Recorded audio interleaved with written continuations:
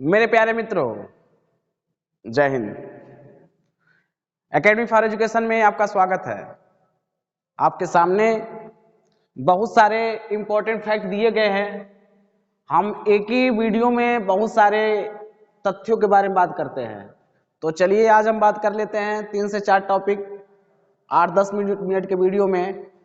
पहली जो टॉपिक होगी मेरी आईपीसी सेक्शन 170, दूसरा सीआरपीसी सेक्शन 214, तीसरा कॉन्स्टिट्यूशन ऑफ इंडिया आर्टिकल 44 और चौथा टॉपिक होगा हिस्ट्री ऑफ द डे। पांचवा टॉपिक फैक्ट, करंट अफेयर्स और एलसीएम और एचसीएफ के बारे में। तो आपको कम समय में अधिक से अधिक इंफॉर्मेशन, आप सभी चीज का इंफॉर्मेशन प्राप्त हो जाता है। तो चलिए बात कर लेते हैं। आज शुरुआत कर लेते हैं पहले मैथ से। तो जान लेते हैं एलसीएम और एचसीएफ होता क्या है। एलसीएम का मतलब लघुत्तम समापवर्तक लिस्ट कॉमन मल्टीपल या लोएस्ट कॉमन मल्टीपल, जिसे लौसा कहा जाता है, लघुत्तम समापवर्तक। और एचसीएफ का मतलब क्या होता है? एचसीएफ का मतलब हाईएस्ट कॉमन फैक्टर, जिसे कहते हैं महत्तम समापवर्तक, मौसा। तो जान लेते हैं कि लौसा होता क्या है। देखिए, दो या दो से अधिक संख्याओं का लघुत्तम समापवर्तक, लघुत्तम समापवर्तक वह छोटी से छोटी संख्या है जो, ध्यान दीजिएगा, लघुत्तम वह छोटी से छोटी संख्या है जो उन संख्याओं का उभयनिष्ठ गुणज होता है।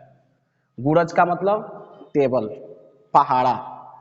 जैसे माना दो संख्या 8 और 6 है, कोई दो संख्या ले लेते हैं 8 और 6, और 6 के टेबल हम पढ़ेंगे, गुणज करेंगे, फैक्टर करेंगे, तो 6 दूना 12, 6 3 18, 6 4 24, 6 5 30 42 डॉट डॉट डॉट, ये पढ़ते जाएंगे।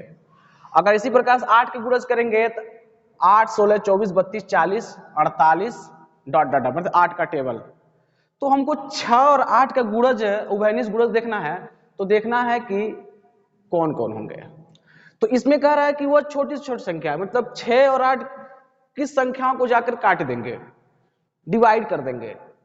तो ध्यान दीजिएगा, अगर 6 का गुणज करेंगे तो यहां पर भी क्या 24 आ रहा है, और यहां पर भी क्या आ रहा है 24 आ रहा है। 6 के टेबल में 48 जाके कटेगा, जो दोनों में गुणज होंगे उभयनिष्ठ होंगे, यहां पर भी 48 आएगा, यहीं पर 48 होगा। इसके आगे डॉट डॉट डॉट करते जाएंगे। तो सबसे पहले जो संख्या आएगी, जो सबसे पहले संख्या आएगी, वही हमारा क्या हो जाएगा, सबसे छोटा गुणज क्या हो जाएगा, 24 हो जाएगा। हम एलसीएम को 48 भी ले सकते हैं, लेकिन 48 में जब 2 का गुणा करेंगे 48, 3 का गुणा करेंगे तो 72, 24 ने 72, 4 24 चौक 96, मैं दोनों से करते जाएंगे। लेकिन हमको कह रहा है कि वो छोटी से छोटी संख्या ज्ञात करिए। तो क्या करेंगे, 8 और 6 का जब एलसीएम निकालेंगे तो 6 चौक 24, 6 चौक 24, देखिए 24 और 8 देखिए 24। उसके बाद क्या होगा, 6 8 48, 8 6 48, 12 6 72, 12 6 72। इसी प्रकार से 8 से भी गुणा करके हम क्या कर सकते हैं, तो 96 72, 2 का 3 का 4 का, 24 में 2 का गुणा करेंगे तो 48, 24 में 3 का 72, 24 चौक 96, 24 5 120। तो सब क्या होंगे, इसके उभयनिष्ठ गुणन होंगे, मतलब एलसीएम होंगे। अब बात करते हैं महत्तम समापवर्तक। इसमें ध्यान दीजिएगा, महत्तम का मतलब मौसा, समापवर्तक, दो या दो से अधिक संख्याओं का महत्तम समापवर्तक वह बड़ी से बड़ी संख्या होती है। लौसा में छोटी से छोटी संख्या और मौसा में बड़ी से बड़ी संख्या, जो उन संख्याओं का उभयनिष्ठ गुणनखंड होता है। जैसे आपको 24 36 और 48 तीन संख्या दिया है, इसका गुणनखंड निकालना है। तो 24 किससे किससे कट सकता है, 1 से कटेगा, 2 से कटेगा, 3 से कटेगा, 4 से, 6 से, 12 से, 24 से। जैसे 1 24 से 24, 12 दूना 24, 8 3 24, 6 चौक 24, 6 चौक 24, 12 दूना 24, 24 से कम 24। इससे 36 को काटेंगे तो 1 से भी, 2 से, 3 से, 4 से, 6 से 6 चौक 36, 9 चौक 36, 12 3 36, 18 दूना 36, 36 से कम 36। 48 को अगर गुणनखंड करेंगे तो 1 1 48, 48, फिर 2 से काटेंगे तो 24 दूना 48, 3 से काटेंगे 16 3 48, 4 से काटेंगे तो 12 चौक 48, 6 से काटेंगे तो 8 से 48, 8 से काटेंगे तो 8 8 से 48, 12 चौक 48, 16 3 48, 24 3 48, 48 48। तो इसमें क्या रहा है, बड़ी से बड़ी संख्या लेना है। अगर देखेंगे तो अगर कॉमन देखा जाए तो एक तो मिलेगा ही, सब में एक क्या है कॉमन, एक मिल गया। दो भी मिल जाएंगे, तीन नहीं मिलेगा, तीन भी मिल जाएंगे। अगर देखा जाए इसमें से तो 48 क्या होगा, सब में तीन मिल जा रहा है, ठीक है, तीनों का वेनिस्ट। चार भी मिल जाएंगे, ध्यान दीजिए, चार भी मिल जाएंगे, छह भी मिल जाएंगे, छह सब में छह मिल जाएंगे, लेकिन इसके साथ 12 मिलेंगे। क्या मिलेंगे, 12। 24 नहीं मिलेंगे, 12 मिलेंगे। तो कह रहा तीनों का उभयनिष्ठ अगर ज्ञात करेंगे इसमें से, तो ध्यान दीजिएगा, देखेंगे तो सबसे बड़ा क्या है, 12 है। बड़ी से बड़ी संख्या क्या है, इसका जो एचसीएफ कितना होगा, 24 36 48 का एचसीएफ कितना होगा, मतलब मौसक कितना होगा, 12 होगा। तो दो टॉपिक एलसीएम एचसीएफ बार बता दिए हैं, और हम निकालना चाहते हैं, अलग अलग विधियां होती हैं निकालने के लिए, इसको हम बताएंगे।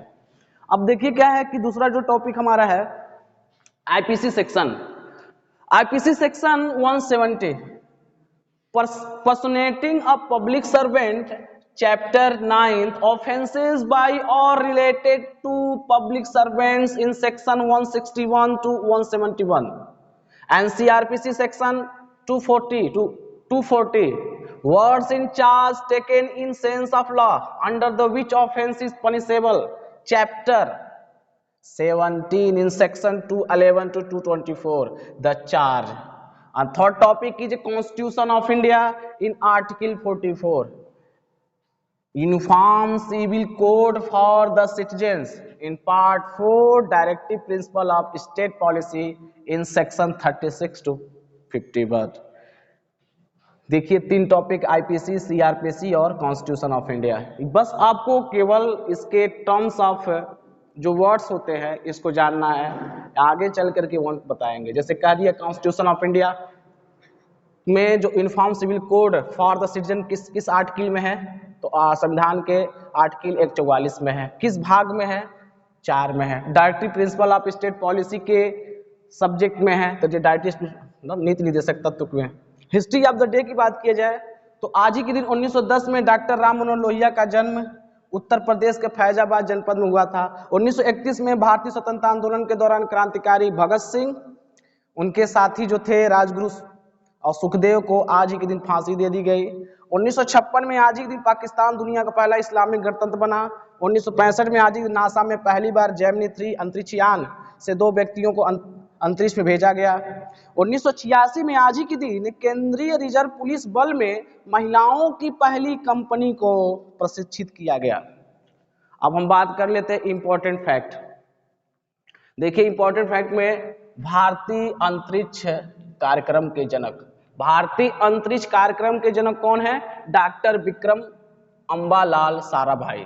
विक्रम साराभाई एक भौतिक अंतरिक्ष वैज्ञानिक थे जिन्होंने भारत में अंतरिक्ष अनुसंधान और परमाणु कार्यक्रम को विकसित किए। भारत सरकार द्वारा उन्हें 1966 में पद्म भूषण और 1972 में पद्म विभूषण मरणोपरांत दिए। इस समय से सम्मानित किया गया। इन्होंने वर्ष 1977 में भौतिक अनुसंधान प्रयोगशाला की स्थापना की। अब बात कर लेते हैं करंट अफेयर्स। देखिए यूक्रेन में भारतीयों को निकालने के लिए भारत सरकार ने ऑपरेशन गंगा की शुरुआत की है। बीच में रूस और यूक्रेन के बीच अभी संघर्ष जारी है। जब तक ये संघर्ष समाप्त नहीं हो जाता तब तक जो है एक मानवीयता का हानि होती जाएगी। लगातार होता जा रहा है, न रूस मानने वाला न यूक्रेन मानने वाला है। इसके पहले हम वीडियो बता चुके हैं। भारत सरकार ने 27 फरवरी 2022 को यूक्रेन से लगभग 15,000 भारतीय निकालने के लिए ऑपरेशन गंगा की शुरुआत की। ऑपरेशन गंगा के अंतर्गत बताया गया कि सरकार ने यह घोषणा किया कि रोमानिया, हंगरी, स्लोवाकिया, पोलैंड जैसे यूक्रेन के पड़ोसी देशों से निकासी उड़ानें प्रचालित की जाएगी और इसके लिए भारतीय नागरिकों के लिए 24/7 में तरह तरह के नियंत्रण केंद्र स्थापित किए जाएंगे। और भारत सरकार ने इस ऑपरेशन के तहत सभी भारतीयों को निकाल लिए। तो ये दोस्तों हमारा क्या था, IPC section 117, CrPC section 214, constitution of India act 44, uniform civil code for the citizens, history of the day in 23 March and current affairs, Ukraine से भारतीय निकालने के लिए ऑपरेशन गंगा की शुरुआत, और अंतरिक्ष वैज्ञानिक कार्यक्रम के डायरेक्टर डॉक्टर विक्रम अम्बालाल साराभाई का जन्म हुआ, और एलसीएम एचसीएफ से संबंधित कुछ इंपॉर्टेंट मैथ के फैक्ट थे। यही वीडियो समाप्त होता है, मिलेंगे कल। Thank you.